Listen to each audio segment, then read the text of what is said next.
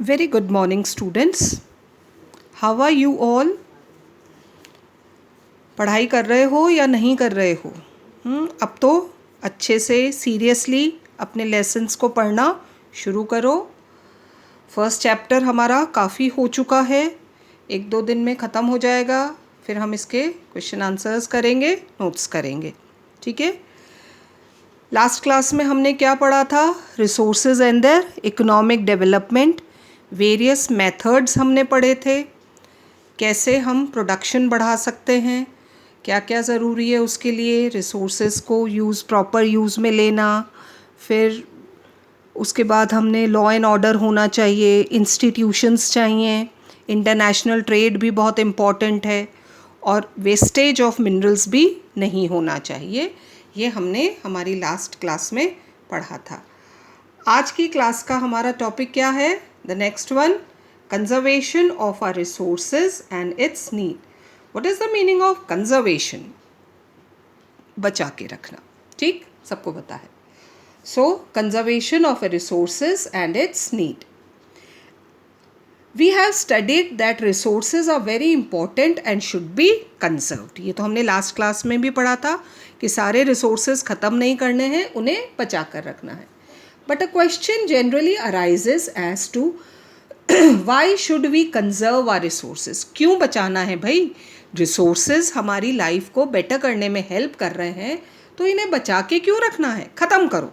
नहीं, ऐसा नहीं है। Some of the natural resources are renewable. पढ़ा था दोनों, biotic and abiotic, renewable and non renewable. कौन कौन से हैं renewable resources? Yes, water, vegetation, land, human being, हम सब रिन्यूएबल रिसोर्सेज में आते हैं। क्यों हैं? Because they can be used again and again, so they are renewable. Some are non-renewable like minerals, because once we use them they get exhausted, वो ख़त्म हो जाते हैं। But there is a great need of conserving both type of these resources. लेकिन हमें ये दोनों तरह के resources बचाने हैं। ऐसा नहीं है कि renewable resource है तो कितना भी use करो। There is no doubt that land, water, plants, etc. are renewable resources and can therefore be used over and over again for the satisfaction of human needs. ठीक है, water can be renewed, plants can be renewed, जो बार बार अर्थ पर आ जाएंगे, हम use करेंगे फिर आ जाएंगे, use करेंगे फिर आ जाएंगे, अच्छी बात है, रिन्यूएबल रिसोर्सेज हैं। But there is limit to everything. ये नहीं है कि हम अनलिमिटेड तरीके से उनको यूज़ करें। If they are used unwisely and limitlessly, क्या हैं दो वर्ड्स बच्चों? Unwisely and limitlessly, there can be a lot of problems. ठीक है, रिन्यूएबल है, देखो बहुत अच्छा हमारा प्रैक्टिकल एग्जाम्पल है तुम्हारे सामने वाटर का। हाँ, वाटर अभी हमने पढ़ा क्या है? Renewable resource. हर साल रिन्यू होता है, we have rains, we get water from rains, but still we are facing shortage of water. तो रिन्यूएबल का मतलब ये नहीं है कि उसको बचाकर नहीं रखना है, they need to be conserved. तो प्रॉब्लम्स आ जाएंगी। Not only it will lead to their depletion. एक तो क्या होगा, अगर हम बिना सोचे समझे इन रिसोर्सेज को यूज़ करेंगे तो न सिर्फ उनका डिप्लीशन होगा, but also the natural equilibrium will be disturbed. इससे क्या होगा, न सिर्फ ये रिसोर्सेज ख़त्म होंगे, लेकिन नेचर में जो एक बैलेंस बना हुआ है रिसोर्सेज का, वो भी डिस्टर्ब हो जाएगा। The great demand of land for construction of houses and industries may take a heavy toll on the valuable cultivated land or may lead to deforestation. अब देखो ये बैलेंस कैसे डिस्टर्ब होगा? लैंड की सबसे ज़्यादा आजकल डिमांड किस चीज़ के लिए है? Construction of houses and industries, है ना। लैंड पर ही बनते हैं, हाउसेज बन रहे हैं, बहुत सारी इंडस्ट्रीज़ डेवलप हो रही हैं, और इससे क्या हो रहा है, किस पर प्रेशर आ रहा है? कल्टीवेटेड लैंड पर। क्योंकि जहाँ पर कंस्ट्रक्शन हो चुका है सिटी में, वहाँ तो और कुछ नहीं हो सकता. If cities and villages are expanding, तो उससे कहाँ प्रेशर जा रहा है? शहर के बाहर जो खेत होते हैं, फील्ड्स होती हैं, हमने क्या करना शुरू कर दिया है? जो पहले हमारा कल्टिवेटेड लैंड था, we have started doing construction on that land. But such a thing would lead to food shortage. तो अच्छा देखो, ये एक लाइन बन रही है पूरी. सिटीज़ एक्सपैंड हो रही हैं, हाउसेस के लिए, इंडस्ट्रीज़ के कंस्ट्रक्शन के लिए लैंड चाहिए, तो हमने कहाँ कंस्ट्रक्शन स्टार्ट करना शुरू कर दिया? फील्ड्स पर, सिटी के बाहर जो खेत थे. अब फूड भी तो चाहिए, फूड के लिए लैंड चाहिए, तो फिर हमने क्या शुरू कर दिया? फॉरेस्ट को कट करना, ताकि फॉरेस्ट को काट कर हम वहाँ पर कल्टीवेशन कर सकें.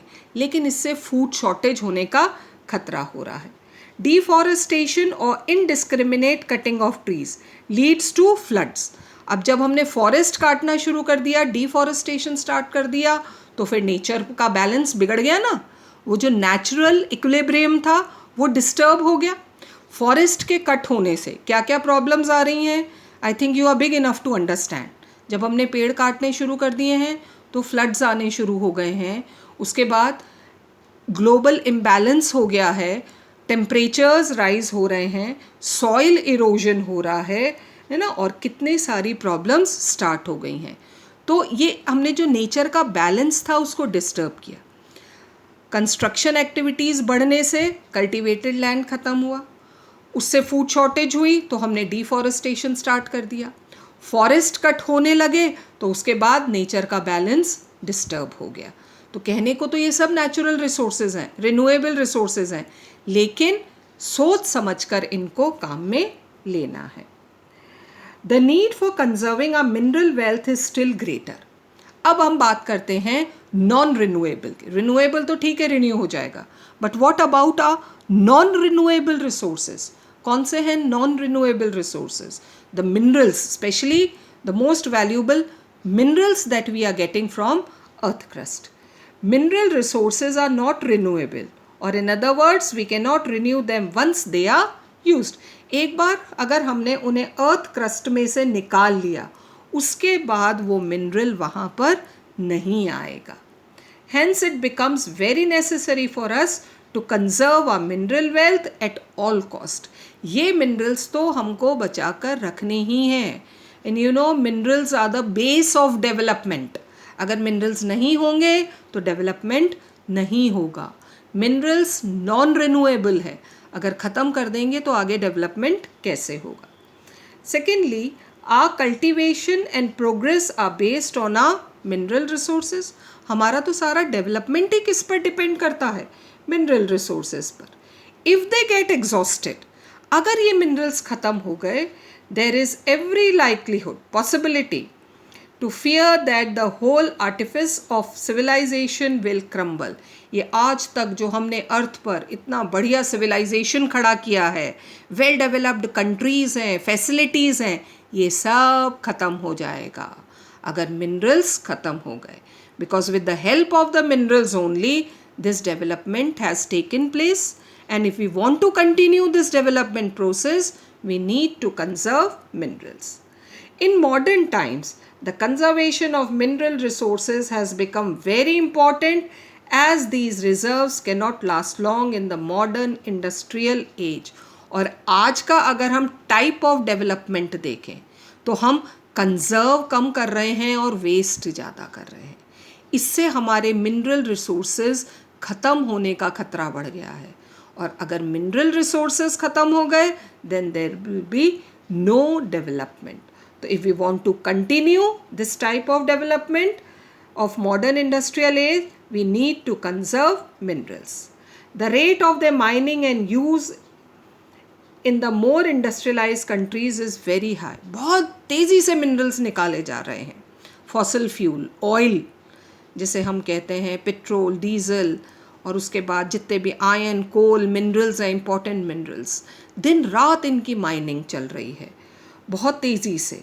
It is also quite clear that those countries which are short of this mineral wealth try to make up their deficiency by importing them from other countries. अच्छा, जिन कंट्रीज़ के पास ये मिनरल रिसोर्सेज हैं वो उनकी mining बहुत तेज़ी से कर रहे हैं, खुद के डेवलपमेंट के लिए भी और उन कंट्रीज़ को बेचने के लिए भी जिनके पास ये मिनरल्स नहीं हैं। तो जिन कंट्रीज़ के पास नहीं है वो क्या करते हैं, इंपोर्ट करते हैं दूसरी कंट्रीज से, है ना, ये मिनरल्स। तो बहुत तेज़ी से माइनिंग चल रही है। जो इंडस्ट्रियलाइज्ड कंट्रीज़ हैं माइनिंग कर रहे हैं, बहुत तेज़ी से मिनरल को यूज़ में ले रहे हैं। But both as a result of their self-use and trading, the mineral resources of the world cannot last long. The countries who have mineral wealth, they are doing mining very fast. किस लिए?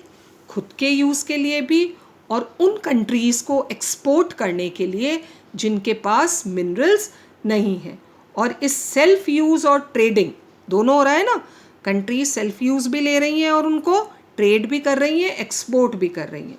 क्या होगा? The mineral resource of the world can not last long. ये mineral resource ज़्यादा दिन तक नहीं चलेंगे। As such there is a great need to conserve these minerals. और इसीलिए, क्योंकि अगर हमें अपना इकोनॉमिक डेवलपमेंट कंटिन्यू करना है, जैसे आज तक हम सर्वाइव करते आए हैं, हमारे एंसेस्टर्स ने हमें ये मिनरल वेल्थ दी है, so we need to conserve these minerals to continue the further development, because the day these minerals will get exhaust, ion ख़त्म हो गया, कोल ख़त्म हो गया, क्या करेंगे? फॉसिल फ्यूल, एज प्रिडिक्टेड कि वर्ल्ड में जो फॉसिल फ्यूल डीजल पेट्रोल के रिजर्व बचे हैं वो सिर्फ कुछ सालों के लिए हैं। तो उससे क्या होगा? Just imagine the day when there will be no petrol, no diesel left. कैसे करोगे भाई? गाड़ी की कितनी आदत हो गई है हमें। So don't waste these. Conservation का मतलब ये नहीं है कि आप यूज़ करना बंद कर दो। कंजर्वेशन का मतलब होता है बहुत सोच समझ कर, बहुत लिमिटेड तरीके से हमें हमारी मिनरल वेल्थ को यूज़ करना है। And not only mineral wealth which is non renewable, but even the renewable resources. As I said, example दिया था मैंने आपको that water is renewable resource, but still we are facing shortage. हर साल कितनी रेन्स होती हैं, so many states face floods, but still there is shortage of water. So not only non-renewable resources, but even the renewable resources need to be conserved. तो ये एक बहुत important topic है students, conservation of resources and its need. तो आज का lesson हमारा इतना ही. The remaining lesson will continue in next class. Till then, keep reading.